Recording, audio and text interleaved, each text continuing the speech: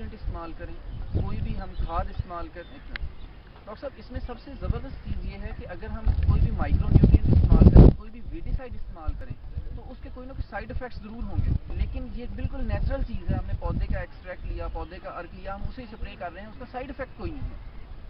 सबसे जो खूबसूरत बात ये है कि जो हम जिसे बायो फर्टिलाइज़र कहते हैं या कुदरती तरीके हम इस्तेमाल करते हैं, उनका यही है कि वो माहौल के लिए भी साजगार है, उनके लिए भी, आपके हालात के लिए भी साजगार है, और आपकी फसलों की भी कुदरती तरीके से बढ़ोतरी हो जाती है।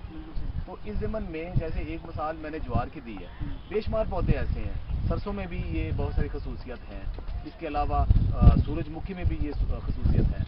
लेकिन ये पौधा जो कि जिसे हम करिश्माती पौधा या मोरिंगा कहते हैं, जिसे उर्फ़े आम में हमारे पाकिस्तान में सुहांजना कहा जाता है, इसके अंदर बेशुमार फ़वाइद ऐसे हैं कि जो कि आम लोगों को अंदाज़ा ही नहीं है। पाकिस्तान में ज़्यादा से ज़्यादा इसका कुछ इलाकों में इसकी जड़ों का, जिसे सुहांजने की मूली कहते हैं, उसका अचार खाया जाता है, जबकि हमारे जो जनूबी पंजाब है वहाँ इसके फूल पका के खाते हैं। बाकी लोगों को अंदाज़ा ही नहीं था कि इस पौधे के अंदर क्या क्या खसूसियात है। हम पिछले कुछ सालों से इसके ऊपर काम कर रहे हैं और ये निकला है कि इसके पत्तों का अगर आप जूस निकाल के उसको सिर्फ 3% उसका जो, यानी एक हिस्सा जूस और उसमें 30 टाइम या 30 गुना पानी मिला के उसको फसलों के ऊपर आप अगर स्प्रे कर दें, उसके बीज को भिगो के लगा दें, उसको ज़मीन के अंदर डाल दें, तो आपकी जो पैदावार है तकरीबन हर फसल में 15 से लेके 40% तक पैदावार में इजाफा हो जाता है।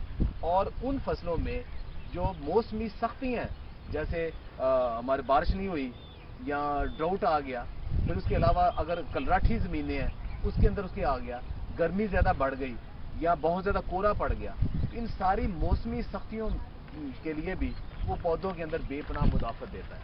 तो ये इसका बहुत बड़ा एक कुदरती ज़रिया है। ये हमने पूरी रिसर्च करके देखी कि जितने भी एक हमें सिंथेटिक केमिकल या मार्केट में केमिकल ग्रोथ हार्मोन्स के या प्रमोटर के नाम से मिलते हैं, उन सब से ज़्यादा इस पत्ते का जो जूस है वो ही एज ए ग्रोथ प्रमोटर काम करता है।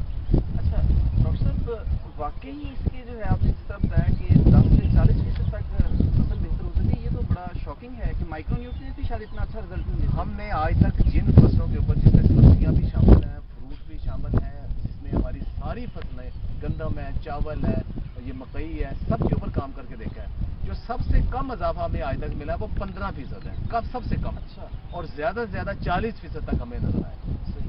डॉक्टर साहब, अगर 40% तक इजाफा है तो इस पर तो मेरा ख्याल कोई ज़्यादा इन्वेस्टमेंट भी नहीं है, हमने खुद ही पौधा उगाना है, उसका एक्सट्रैक्ट लेना है और स्प्रे करना है। इसमें इन्वेस्टमेंट बहुत है, आपको मेहनत करना पड़ती है, आपको जूस निकालना पड़ता है, आपको खुद काम करना पड़ता है, यानी आपको सिर्फ काम करना पड़ता है, उसमें एक ढेले का इसके ऊपर खर्चा नहीं है।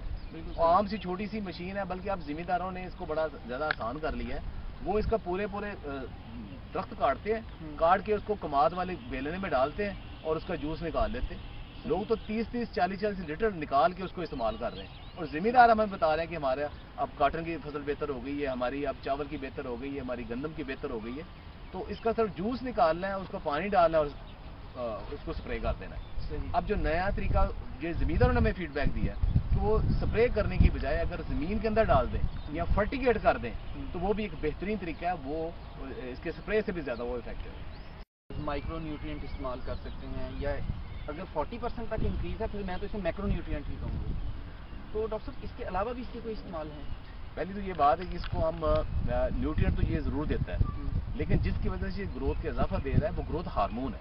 सही। वो इसके अंदर, क्योंकि वो बॉडी थोड़ी तादाद में भी चाहिए और ग्रोथ को बहुत ज़्यादा बढ़ा देते हैं।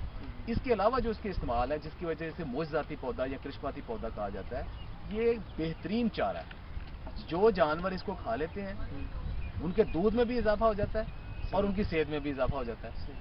और वो जानवर अगर गोश्त के लिए पैदा कर रहे हैं तो वो उनकी फैटनिंग भी होती है।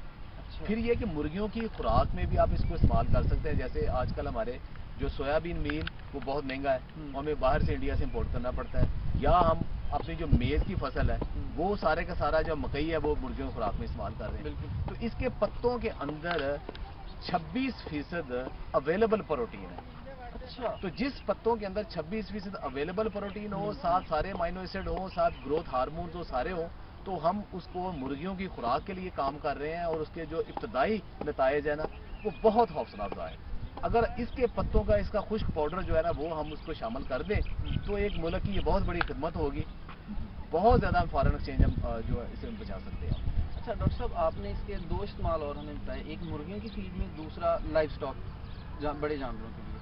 اچھا ڈاکٹر صاحب، جانور اسے آسانی سے چارے کے طور پر کھا لیتے ہیں یا اس میں ٹریٹمنٹ کی ضرورت ہے یا کسی چارے کے ساتھ ہمیں اسے استعمال کرنا پڑتا ہے جانوروں اس کے پتے جو نا کڑوے ہیں، جیسے نیم کے پتے ہیں نا اتنے کڑوے تو نہیں، لیکن یہ کڑوے ہیں. تو اس کے جانور جو تو جانور اسے شروع سے کھا رہے ہیں وہ تو اسے کھا لیتے ہیں، لیکن جو بڑے جانور جنہوں نے کبھی مرنگا یا سوانجنا کے پتے نہیں کھائے وہ اس کو منہ لگا کے چھوڑ دیتے ہیں. تو اس کے لیے پھر یہ ہے کہ اس کو تھوڑا تھوڑا روزانہ دیتے رہیں کہ 3-4 دن میں یا زیادہ سے ایک ہفتے میں جانور عادی ہو جاتے ہیں. تو وہ ذمہ دار جو بتا رہے تھے کہ ان کے جانور نہیں کھا رہے، چند دنوں کے بعد وہ بھی اب کھانا شروع ہو گئے ہیں اور بڑے ان کے جانور بھی صحت مند ہو گئے ہیں. اچھا ڈاکٹر صاحب، آپ نے پودوں کے تو ہمیں بتایا کہ فصل پر اگر سپرے کی جائے تو تقریباً 10 سے 40% تک اضافہ ہوتا ہے. کیا جانوروں میں بھی اس میں کچھ آپ نے ریسرچ کی ہے کہ دودھ میں کتنی حد تک پرسنٹیج زیادہ ہوتی ہے جانور کی پروڈکشن، یا گوشت میں کتنی پروڈکشن دیتی ہے؟ ابھی اس کے اوپر ہمارا کام ابھی یہ شروع ہوا ہے، جانوروں کے اوپر ہم نے ابھی شروع کیا ہے. چارے کے طور پہ ابھی ہم نے اسے متعارف کروایا ہے، لیکن جو ابتدائی ہم نے تحقیق کی اس کے مطابق جانوروں نے اسے آرام سے کھایا ہے اور جانوروں کا جو دودھ بڑھا ہے اور ان کی صحت بھی بہتر ہوئی ہے. لیکن ابھی وہ کتنی اس کو مزید تحقیق کی ضرورت ہے. دنیا میں ہمیں یہ ڈیٹا ملتا ہے کہ اس میں لوگ 40 سے 60% تک دودھ کا اضافہ بھی لوگوں نے رپورٹ کیا ہے. اچھا، وہ اس میں وہ ڈیٹا تو اویلیبل ہے، لیکن ہم اس کے اوپر کام کر رہے ہیں. ان کے علاوہ بھی اس کے بے شمار کام ہے، مطلب اس کے طبی فوائد بہت زیادہ ہیں. صحیح ڈاکٹر صاحب، طبی فوائد پر ہم بات کریں گے، یہاں مجھے ایک بریک لینی ہے. ناظرین، ملتے ہیں بریک کے بعد.